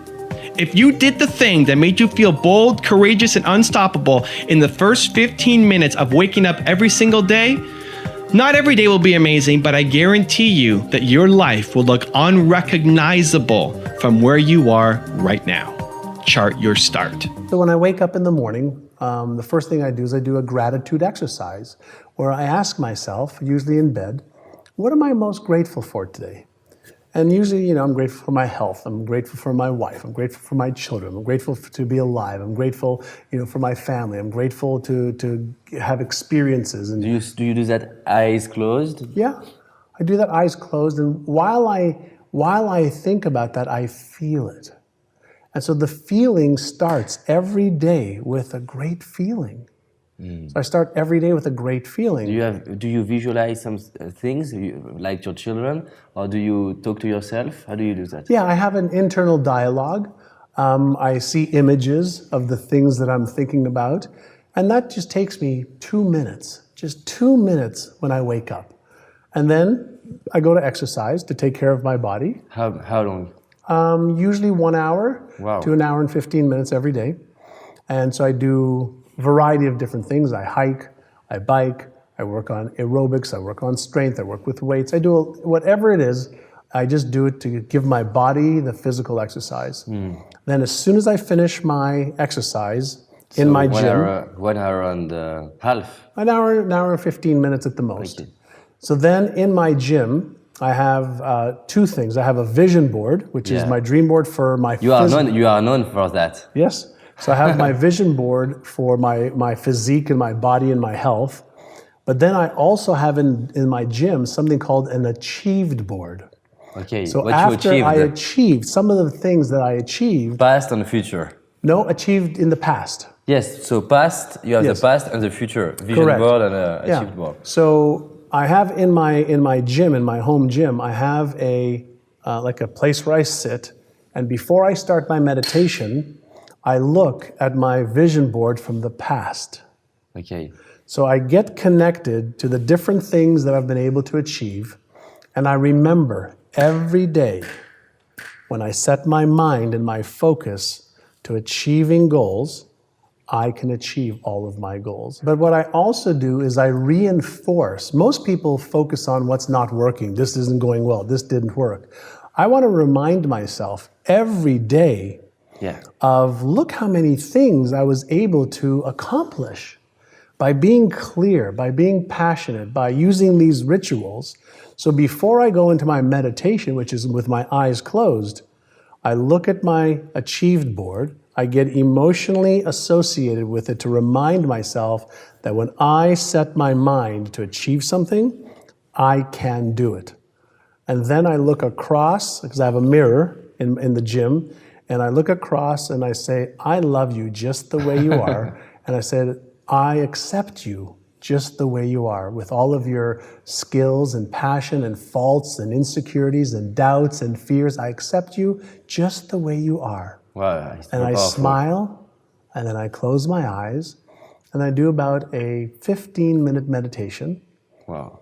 And in my meditation, sometimes I have no thoughts, where I'm just one with the universe and everything. Centered. Other times, I'll just follow my thoughts and I'll just pay attention, be mindful of where are they going this morning? Where are they going today? So I'll follow my thoughts and I'll just follow them. Other times, I'll follow a thought and say, release that one. And follow another thought and say, release that one. So I'm teaching my brain that I'm in control of my brain. What I've said before is that regularity is critical, going to bed at the same time and waking up at the same time. And certainly using alarms can help you do that. And I use the word plural there, alarms. What I mean is not to have multiple awakenings in the morning. I mean, we should all set a to bed alarm. You know, think about the time that you need to go to bed to get that 8-hour sleep opportunity, and then set the alarm maybe sort of 15 minutes before, and that's just the call. It's sort of like last orders at a bar. Now is the time to sort of start preparing to get ready for this sleep event. You can also, by the way, just sort of before sleep, in the last hour, you can sort of get into your pajamas or your sleeping clothes, brush your teeth, floss your teeth, do all of those things that end up taking away sort of an additional 15 minutes or 20 minutes. Get those in ahead of time. But what about the snooze button though? Unfortunately, it's probably not a good idea, because there is some data that I discuss in the book where if you look at the cardiovascular response to an alarm, it's actually quite a stressful event for your cardiovascular system. We see a spike in heart rate, stress chemicals increase. Now, it's fine to use an alarm just that one time in the morning to wake you up, but you shouldn't really be hitting the snooze button, because then you are repeatedly assaulting your cardiovascular system. And you may think, well, you know, I only hit it maybe sort of 3 or 4 times, you know, how bad is that? Well, maybe for that one day it's not bad, but if you're doing that every single day, every week, every month, every year, every decade, across a lifetime, you can imagine the type of additional cardiovascular strain that places on people. So use the alarm, that's fine, but try to use it once and then get up. Most of you lose control of your life in the first 5 minutes after you wake up. I talk about it in my book, and you begin to respond all day long. The first thing is this: the hardest thing you will do, and the thing that will change your life almost with the greatest impact, is to not check your phone for the first 30 minutes you wake up in the morning. I'm telling you that it'll be... Might be the biggest game changer. It is the biggest game changer for me. It was so difficult, so what I did is I moved it away from where I sleep, but I'm just gonna say to you all, you think that's not a big deal, I gotta check it. I'm telling you, if you could go 30 minutes, if you could start by going 10 minutes to begin your day, something where you do not check that and react. And then what you say about the gratitude thing, that's profound for me, and it's a breakthrough for me when you said it. I'm always kind of like, what are the big things I'm grateful for? God, I'm grateful for my kids. You reduce it down to just something. What's the smallest thing you could be grateful for, right? I love that, because there's always a small thing you could be grateful for. You know, I'm grateful I clipped my toenails yesterday, whatever it is, right? There's something. So I just want to validate how powerful I think both those simple tools, the simplest things, make the biggest impacts in our lives. Is there any daily disciplines that you have in your life, daily routines, that you would attribute to your success? I try to beat the sun up. I write my goals down every day, and I try to hit the gym. So I don't do it perfect every day. Sure. Some things throw me off, and you know, unfortunately, I created a lifestyle where some things are taken care of for me that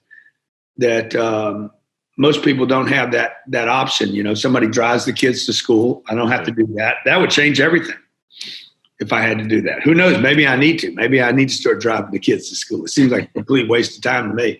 But I live two minutes from my office. So when I bounce out of here, I got to go do a live stream on real estate. But that's the first 3 things. If I can get that done in the morning, man, I know I'm going to have a good day. Yeah, pretty simple. Beat the sun up. Make sure you write down your goals. Yeah. Make sure you take care of yourself. Get the blood flowing. Get the heart pumping. Yeah, and I write my goals down fresh, a new unit at a time. Like I write them down today, like I had never written them down before. Nice. That's so simple on the outside, but so many people won't do those 3. I dare everybody listening here to try to do it for 30 days in a row. See if you can even make 7. What's your morning routine? Every morning, without fail, the first thing I do is I run. Without fail. I haven't missed a day of running since 2016. Okay. So I get up, I do that. 4 days out of the week, I go to the gym, and every single night for 5.5 years, I stretch out for at least 2 hours. That was a killer part of the book. Every night. That's where so when you go so hard, mentally, physically, emotionally, spiritually, you have to have time set aside to quiet and recover. Recovery's big. The mind, especially the mind and the body. Yep. This is my time. There's no phone calls, there's no emails. The world does not exist. Yep. Because I have to get ready for tomorrow. Yep. Get the body opened up. Why? Because as I won't get too you deep went into it. You went deep into the book. It was awesome. But your body's getting tight. Yeah.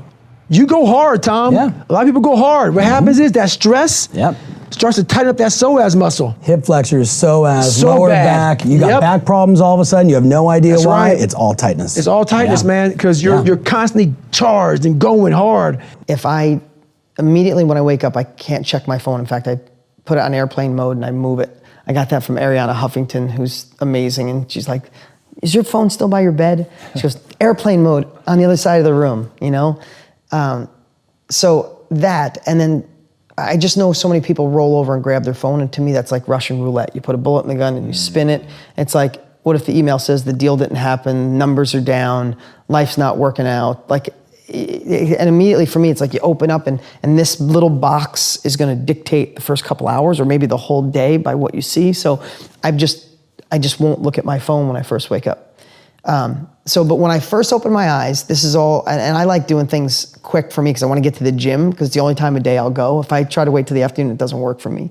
So as soon as I wake up, I immediately try to think of something I'm grateful for, which everybody knows that and thinks about it. But I play this game with myself on how far I can lower the bar, meaning I tried to do a gratitude journal about 3 years ago. And after about 5 weeks, I ran out of stuff to say. I'm like, I already wrote my kids and this and life. Like, what did I put in here? Like, I don't. And then I was like, wow, 150,000 people die every single day. You can Google it, that's the number. It's like, some days I wake up and I'm just like, I'm here, awesome. And I feel that silly little thing like I'm here. Or I'll be like, oh my God, the sheets feel softer than they've ever felt. And I'll literally think to myself, these sheets are really good. Like, what, a third of the world sleeps on a dirt floor? And I have sheets and an amazing bed and look at the view I have. And that's enough, just because the way I look is I'm just tweaking my brain enough to be in a grateful place. It doesn't have to be this, for me, and you guys might have better practices. I'm not talking about a half-hour gratitude meditation. I just need one little thing, or I pick up a book. If I'm reading one of the books that you have on the shelf, I'll just pick 3 sentences and read something empowering, and I'll get that state of mind for my brain. And then I think about one win I had the day before. Because I know as entrepreneurs, as somebody searching for success, we never give ourselves credit. We never treat a friend the way we treat ourselves. It's like, I know I've had days I've gone till 10 o'clock at night and go, man, I got nothing done today. It was the biggest lie. Like, we beat ourselves up. We're like these racehorses. We wouldn't even treat a racehorse that we owned as bad as we treat ourselves, right? So I wake up and I'll do a quick little gratitude, and they'll say, what was one win yesterday that I accomplished? And I'm like, wow, you did do that yesterday. And then I'll think of one win I want to do that day. Like, what, I'm gonna need 1 million things done today, but what's a must today that would be a great win? And then for me, then I immediately go downstairs in my house and I drink, I felt like I fed my mind, and then I want to feed my body. So for me, I've been doing the same drink forever. I do apple cider vinegar, lemon, MCT oil, a scoop of green powder, and mix that up, and I down that. And then I immediately got to go to the gym. You know, my morning routine 5 years ago was I would get up and I would look at my emails, a couple of them. I wouldn't let them consume me because I'm dyslexic, and I know that when you read, it takes more of the brain to utilize to read it. So I would use it to stimulate my brain, right? I'd get up, I'd read my goals like I've always done, and I would try to eat something healthy, and then I would get to the office because I was like, I can't work out too early because, number one, there's a lot of fires that I need to put out, and I can't do that. As I started to realize what was going on, I started to do these interviews with people. I started saying, all right, man, I need to change this around. So now it's totally different. So I'll get up, I'll do my goals. I'll still do that small part of reading the email, but I will not look at social media, which I used to. And now I'll go work out because I used to work out at night when I felt that my emails weren't coming in that much and I wanted to kind of get tired. So I'll rest it. But I start working out now earlier in the day, and I start also scheduling time with my daughter and with my family to make sure that that is priority over anything else. And I also schedule any kind of health things I need to do, doctors, checkups, physicals, whatever the case is. What that did was I'm more productive because the adrenaline running, and I got to work, and I'm more active. I didn't eat the egg and cheese sandwich, which slowed me down, right? And I need to chill out for a little while.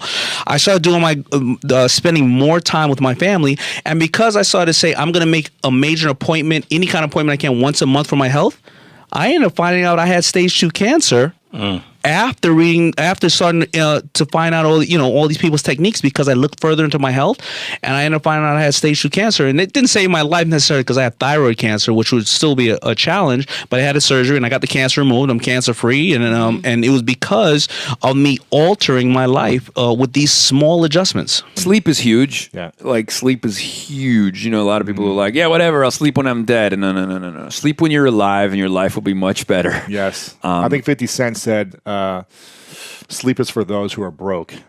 And I think when I was in my early entrepreneurial days, I used to be like, yeah, sleep is for those who are broke. If you want to make money and build your business, you got to hustle and do whatever it takes. And then I was just like, wow, I'm actually getting fat. I'm exhausted. I'm really angry. I'm passive aggressive. There's a lot of links between sleep and mental illness, bro. People who don't sleep enough can develop anxiety disorder and all these things. So sleep is huge for me. And I like my mornings. I like usually my mornings to be, I like 2 or 3 hours to drink some coffee. Philosophize. I like to do some exercise in the morning, just whatever, like some push-ups, some pull-ups, just kind of some quick get it out of the way.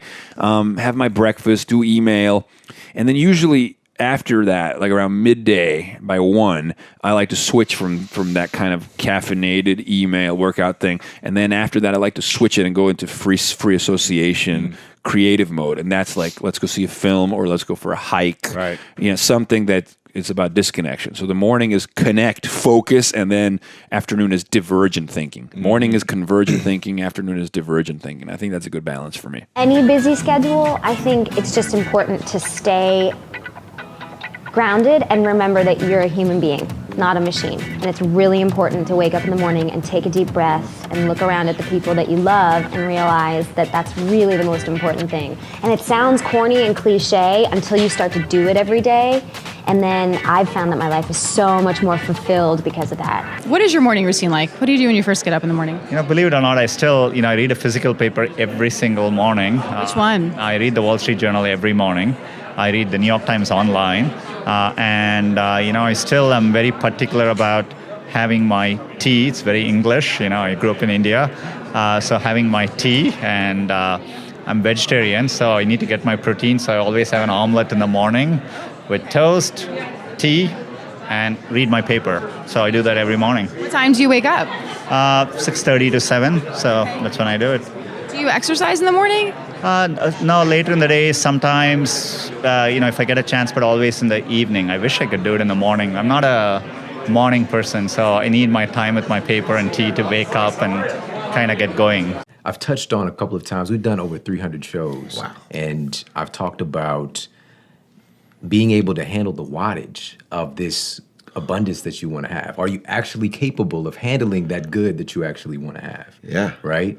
And it takes a lot of inner work. It takes a lot of physical work. It's not just a mental or spiritual thing, but physically to be able to handle all of that goodness. And I know it sounds crazy, but you could probably speak on that a little bit too. Yeah, no doubt. And some people, I've worked with a guy named Master and Dr. Shaw. He's probably one of the biggest healers in the world. A grandmaster from China, and he's a medical doctor. He gave me these beads, and I trace calligraphies for energy and enlightenment every day to carry that energy. And when people go to his workshops, at the end, the biggest comment I always get is, man, I feel terrible, right? I feel so bad. Because physically, they can't handle. Like literally, when you go to Tony Robbins or other workshops, if you ever end it and you just think you're exhausted, but you actually physically ache and people get sick sometimes, it's because they can't physically handle the elevation that quick. It's like not jogging and then running a marathon. Right. Your body's going to be really sore.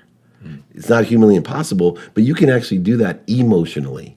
Energy and motion. And I see it all the time that people don't, as John Asseroff says, they don't do the appropriate inner size. They do the appropriate exercise, but they're not using the parts of their inner size to make sure they're fit and ready for what they're asking for. Yeah. So what do you recommend people do to do that inner size? Absolutely meditate, and every day. So one of the things that I teach is the consistency of things. I believe 2 minutes of meditation every day is worth more than an hour a week. I can prove it in sports. Golf's the easiest way. I'll tell anyone, look, golf 30 minutes a day with the appropriate help, 30 minutes a day focusing in on a certain area of the game. By an end of the year, you'll be a much better golfer, guarantee, even if you don't play one round of golf. Whereas if you play 6 hours of golf every week on a Saturday, which is twice as much time as a half an hour every day, you could be a worse golfer. Same thing's true about meditation, and that's because there's exponential power in doing something every day. It goes from your cellular to your neural pathways into your unconscious. Even the genetic mistakes that are associated with disease depends on how you live your life. And very simple things like sleep, meditation and stress management, movement, yoga and pranayam. Now, yoga and pranayam goes way beyond exercise, because with yoga and pranayam, there's a particular nerve in the body called the vagus nerve. It's the 10th nerve. And the word vagus is a Latin word, but it's related to the English word vagabond. So this nerve comes from the midbrain. It influences your facial expressions. So you can now do micro expressions and see if a person is happy or not. It influences the eye movements. It influences the tone of your voice. Are you threatened? Are you stressed? Are you friendly? Are you happy? It influences your heart rate activity. Then it pierces the diaphragm, and it influences the activity of every other branch of the vagus nerve that goes to all the organs in the body. So when I discovered this through yoga teachers and masters, I realized that the yogasanas, we say yoga asana, and people usually translate that into as postures. But actually the word asana means seat, as you know, seat of awareness, seat of consciousness. So each yogasana is a particular seat of consciousness that stimulates a particular nerve that is going to an organ in your body. And the only reason for that nerve is self-regulation or healing or homeostasis. So when I discovered that, I became fanatic about yoga. I haven't missed yoga now for as long as I can remember. That's not amazing. One day. Wow. Okay, not one day of yoga or meditation or pranayams. Now, building yourself begins with intention, clarity. You have to know who you want to become. You can't just show up in the gym of the mind and do random stuff any more than you can show up in the gym of the body and do random stuff and think that you're going to end up on the stage competing for Mr. Olympia. It doesn't work like that. You've got to have this clarity of focus. And the way that I always explain it to people come to me all the time and they're like, Tom, I want to help people, man. And I'm like, that is rad. That's coming from such a beautiful place. But telling me that you want to help somebody is like saying you want to win a gold medal. In what? The Olympics? Yes, fantastic. Summer or winter? Summer, great. Tennis or swimming? Swimming? Which event? Backstroke? The medley? Because until you know exactly in what way you are trying to serve people, you don't know what skills you need to acquire in order to leave people in awe so that you may become extraordinary. Skills have utility. Learning how to swim better makes you a faster swimmer. Building certain muscles in your arms and in your shoulders, all of the different things that go into getting great at any sport, all of those things must be learned with calculation. They must be practiced and rehearsed over and over and over. You have to push yourself long past the point of boredom. Boredom kills more people in the pursuit of success than any hater will ever kill. Boredom is the great killer of dreams. Boredom. Because people don't have the focus, they don't have the clarity of what they're trying to achieve. They have not built into their life an intoxication for what they're trying to accomplish. Mitochondria, their job is to stay alive, and then their job is also to kill off the weak. So you got to stress them enough to kill off the weak. Really? And that process is called apoptosis. If you don't do that, you get cancer. So you want to stress. You want to stress them, but not too much. So it's brief periods of stress. So there's like ice. Ice is great. Ice tubs or ice showers. Yeah, just a cold shower in the morning. Yeah. Not a whole cold shower because cold showers suck. for Let's a face minute it. or Yeah, yeah. just take a hot shower at the end, turn it on cold, do it all at once, and just feel the pain for a minute. Those little guys, they're going to freak out. That makes them stronger? They get stronger and Charged the up? weak ones die, right? And then you burn more calories throughout the day. Your brain is clearer and inflammation goes down. And here's the interesting thing. Every time you have inflammation, it's because your mitochondria aren't working very well. So if something makes you inflamed, it's because you damage your battery system in the body. When things are working well, they actually change the structure of the water in your body. It's called exclusion zone water. And no one knew mitochondria could do this until a couple of years ago. Gerald Pollack figured this out, and he talked about it at the Bulletproof Conference. Wow. So all of a sudden, you're just telling these little guys, hey, the world isn't always warm and soft and fuzzy. Maybe you should just toughen up a little bit. And then that toughness gets built into your system, and you carry it with you for the rest of the day. And so you're a little leaner. You're a little just more on point, and it cost you nothing. In fact, you saved a quarter cent on heating hot water for that last 1 minute. Like it was just a change in habit.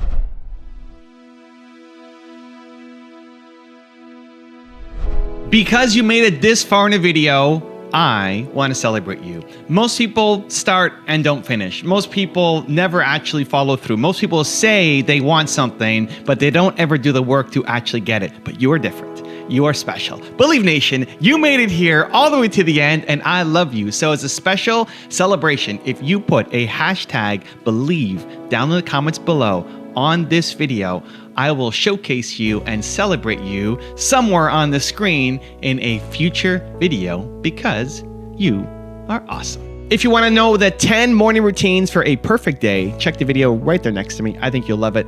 Continue to believe, and I'll see you there. I have my vision board and then my goals, everything that I want, but I also have a gratitude board, the things that I'm most grateful for in my life. And if you want to feel instant gratitude, just count all the things in your life that you have that money